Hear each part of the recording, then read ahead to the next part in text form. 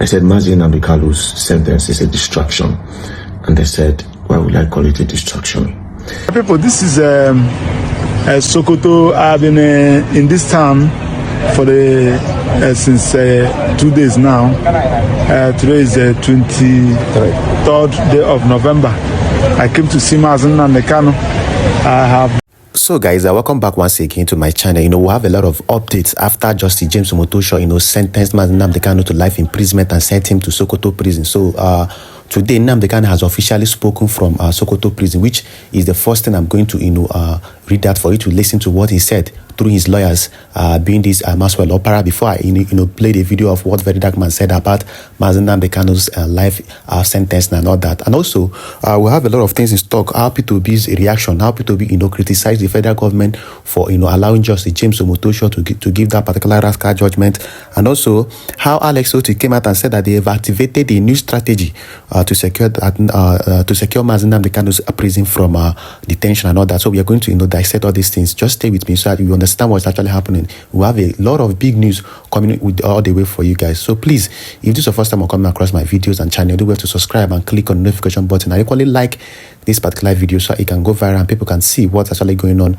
and the newest update of Nnamdi Kanu. Now let me start by playing the video of Maswell Opera, who visited Nnamdi Kanu at the Sokoto Correctional Facility in Nigeria. Let me play the video. When we come back, we'll try to analyze more issues and play the video of Very Dark Man and others here. My people, this is Sokoto. I've been in this town for since 2 days now. Today is the 23rd day of November. I came to see Nnamdi Kanu. I have been with him since yesterday, so we have been discussing.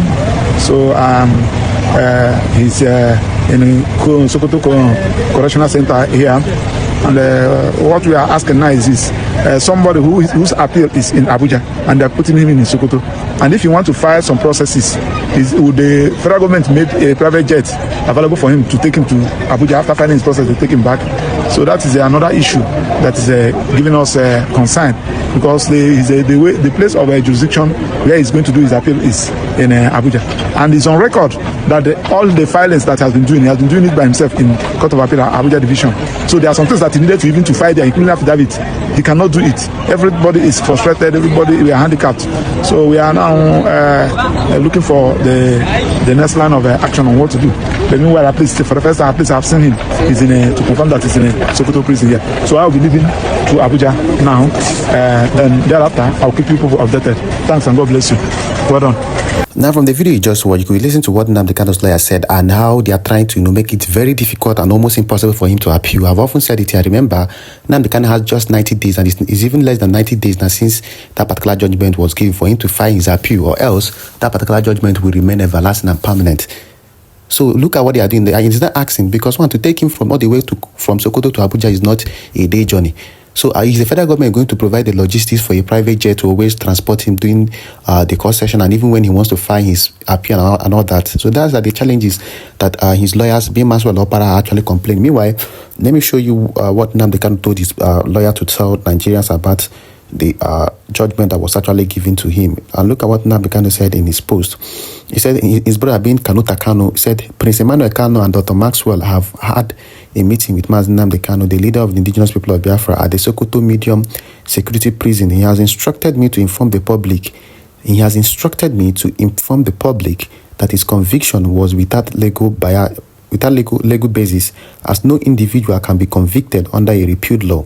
His final written address, which anchored on fair hearing, was also denied. He emphasized that the evidence relied upon by the court was not included in the charge sheet or presented as evidence against him.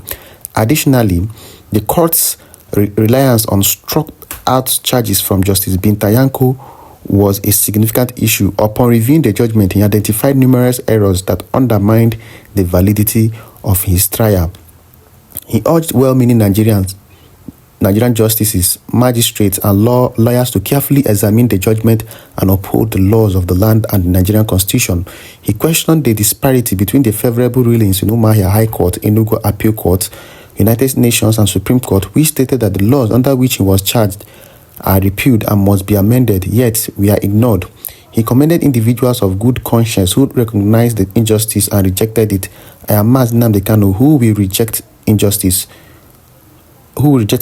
unfairness, and evil against anybody, regardless of your tribe, faith, and ethnic background. Injustice to Nnamdi Kanu is injustice everywhere.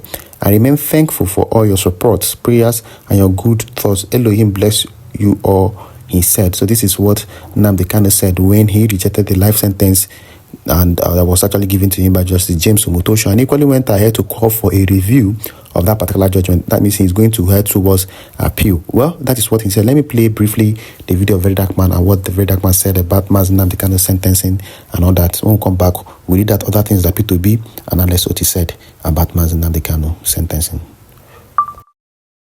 You see, you people make tribalism everything, and then sometimes you miss the point.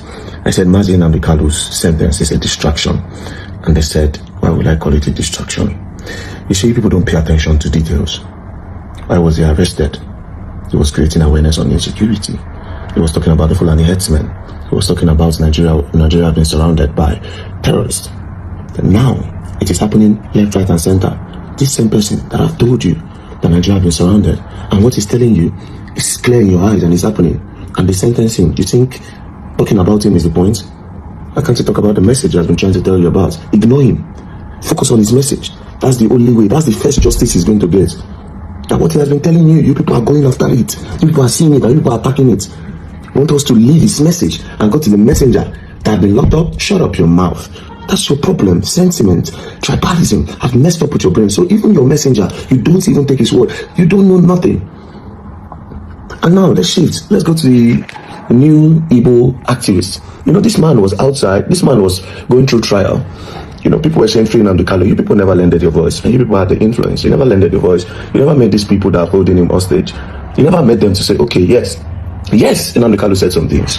Of course he did say some things. Of course he incited. Well, from the video, you can hear and listen to what that particular guy, being Very Dark Man, actually said about the conviction of Nnamdi Kanu.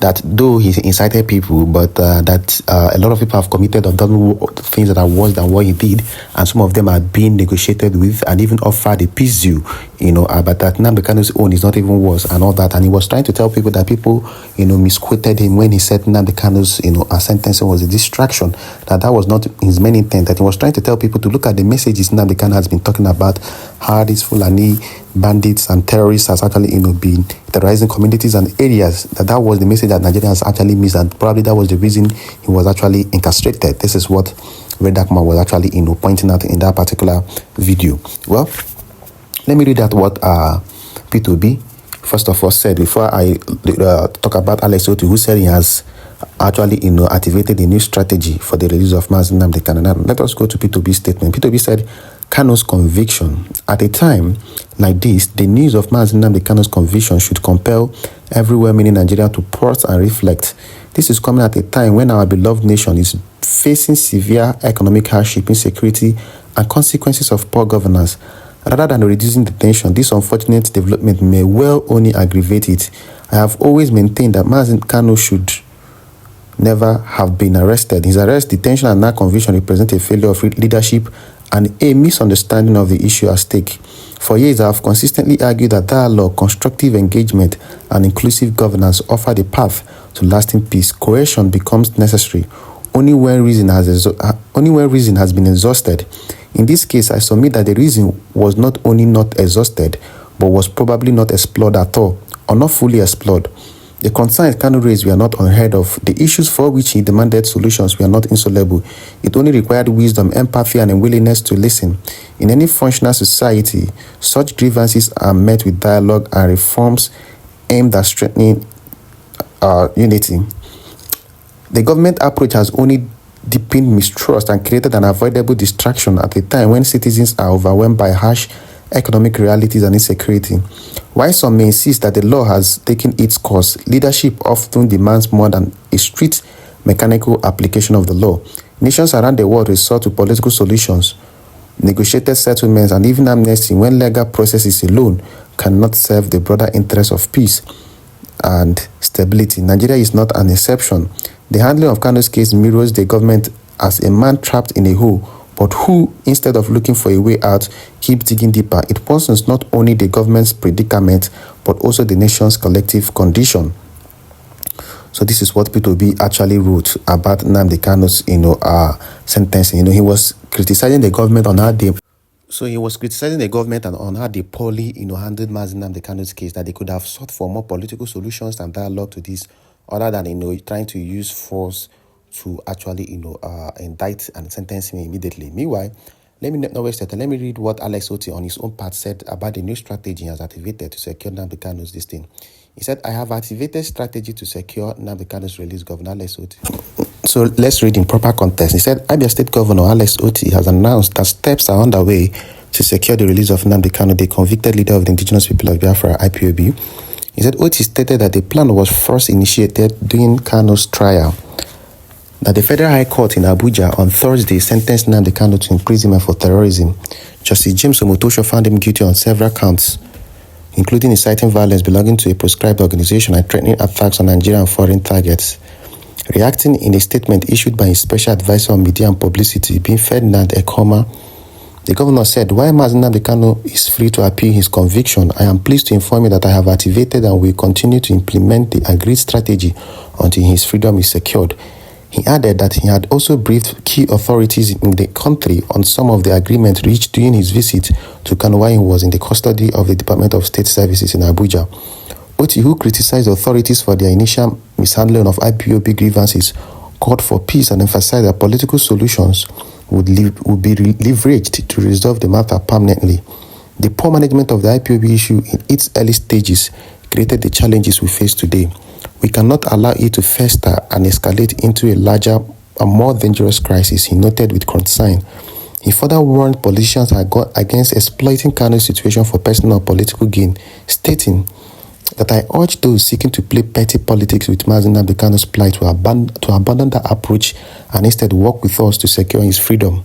I am also happy to work with other well-meaning Nigerians who genuinely want this problem resolved, pushing for his release through the same diplomacy and dialogue with the federal government, which, though not responsible for creating the problem, has the courage and capacity to resolve it and take the credit. The governor observed that the case has caused widespread distress, creating an atmosphere of shock and sorrow in Abia and beyond.